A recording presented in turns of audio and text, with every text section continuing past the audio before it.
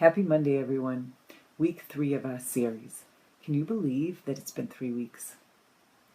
Well, maybe you can, but I honestly can't believe it's been 3 weeks. I hope that you're finding these informative, and I hope that you're finding them helpful. Today's topic is on support groups. Do you belong to a support group? If so, what's the number one reason that you belong to a support group? Leave me a comment and let me know. And if you don't belong to a support group, hopefully you will consider belonging to a support group after you listen to this. The number one reason that most people belong to support groups is so that they don't feel alone. Having a diagnosis of ataxia or any other condition can make you feel very isolated and all alone. And even though your family can be such a strong support system, if they're not experiencing the same thing that you are, it's very difficult for them to understand. And sometimes you leave conversations with them feeling kind of empty. Like you might be looking for something, some kind of help or some kind of guidance, and they just can't give it to you.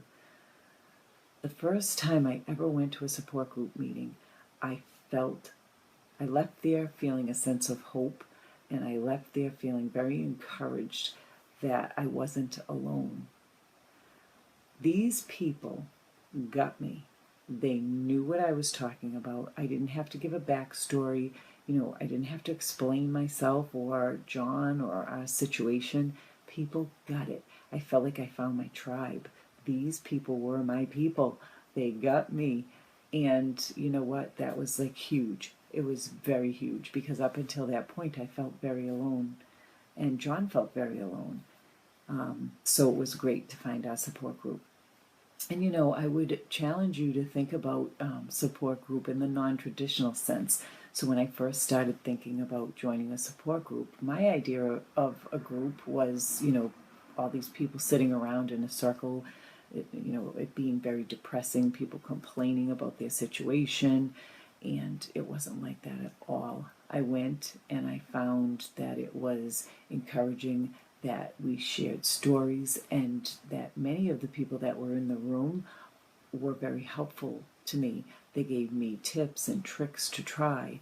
And so, that was the other thing that I left feeling a sense of team, and partnership.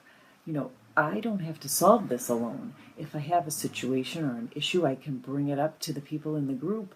Chances are someone's been through that situation before and they can help me. So, the two heads are always better than one, and it just was a great fit for me because I didn't have to come up and solve everything on my own. I had people that I could bounce ideas off of and people that I could listen to that had already lived through it. So even though our situations and our ataxias were a little bit different, we had similar things that we were working through, and they were very helpful to me. Now, as the years went on, John decided that he wanted to run a support group. And so we started a support group in our area. And what we did was we brought guest speakers into our support group to talk about things that people had interest in. So we would survey the group and say, what do you want to talk about? What kinds of things do you want to hear about? And some of our guests have been physical therapists, occupational therapists. We've had, people that specialize in wheelchairs and people that specialize in assistive devices like canes and walkers. And even people that, do disability, how to help someone file for disability. There's so many things that you tend to go through over the span of this, and it's ever changing and it evolves. So, we try to be a little bit sensitive to that. And when we have the meetings, we try to incorporate guest speakers that are going to talk about all those topics that kind of touch people's lives and that some people might be dealing with. So if you are part of a support group or you do become involved in a support group, I would encourage you to be an active participant, make your voice heard, get your opinions out there, and your ideas out there, because it's helpful to the support group leader and it's helpful to all the other members in the support group. So, you know, I hope I've given you some things to think about. You don't have to be alone. And I think that's probably the number one message I'd like to convey is you're not alone in this. There are other people that can be helpful to you and that are going through the exact same thing that you are. And you just need to know where to find them. And where to find them is in a support group.